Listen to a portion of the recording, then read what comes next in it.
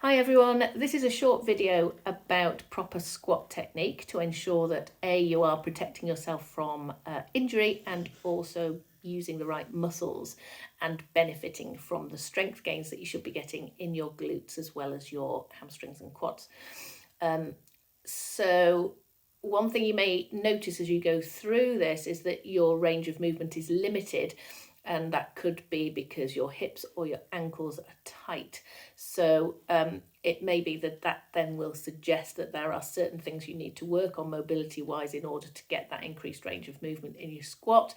In which case, have another look through my videos for hip opening and ankle mobility exercises, which you can do to improve that range of movement. So we're just going to look at the basic squat and how to do that properly to get those strength gains that you want and prevent any injuries or pressure or what's the word I'm looking for? Any impact on the lower back. So we're going to start with the feet hip width apart or just slightly wider, toes just turned out slightly. And the idea is to maintain the distribution of weight through the feet. So you want even distribution of weight between the balls of your feet and your heels. You're then going to engage the core. As with anything that we do, the core should be engaged. So draw that belly button back towards your spine and lift through the pelvic floor. And then I want you to try and maintain that neutral spine. So trying not to stick your bottom out towards the skirting board behind you as you squat, but by the same token, trying not to stick it under so you get that tucking or crunching through the front here and the bottom dips down towards the floor. So we're trying to maintain that nice neutral spine here. So you're dropping your bottom back, keeping that weight between the toe and the heel and taking the bottom nice and low.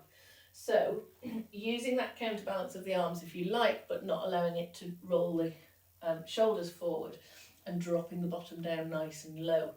As you come down, the knees want to stay at least in line with your fourth or fifth toe. So they can come out in this direction, but what they don't want to do is sink inwards. We want to keep the knee cap tracking nicely through the middle of the joint. And also protect these ligaments through the inside here. So just keeping that weight, as I said, distributed nice and evenly through the feet.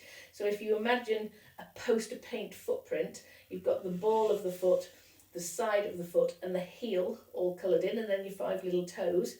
Try and keep that feeling of being able to feel the ball of the foot, the outside of the foot and the heel. You don't want to roll in onto your instep. So keeping the knees in line with that that little toe as you drop down. The knees can come a little bit wider and the toes can come out a little bit further and the feet can move out a little bit wider in order to get that extra range of movement if you so need.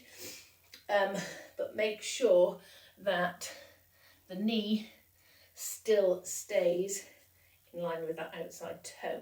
So we're dropping the bottom nice and low, little pause at the bottom and squeezing the glutes to come back up. So making sure that you use those buttocks for this exercise by really thinking about doing nice slow movements and squeezing the bottom to come back up from the base of the movement.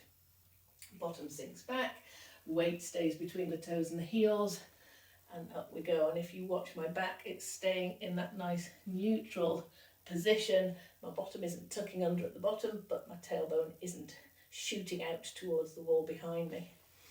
So I hope that helps.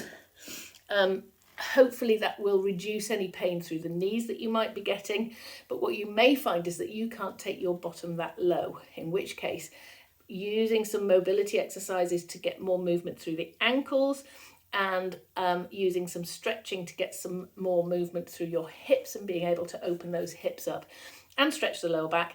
It may well be that you spend a lot of time sitting and that is why you can't get so low in your squats. So as I say, have a look at my other videos to see the hip opening and ankle mobility exercises and hopefully that'll help.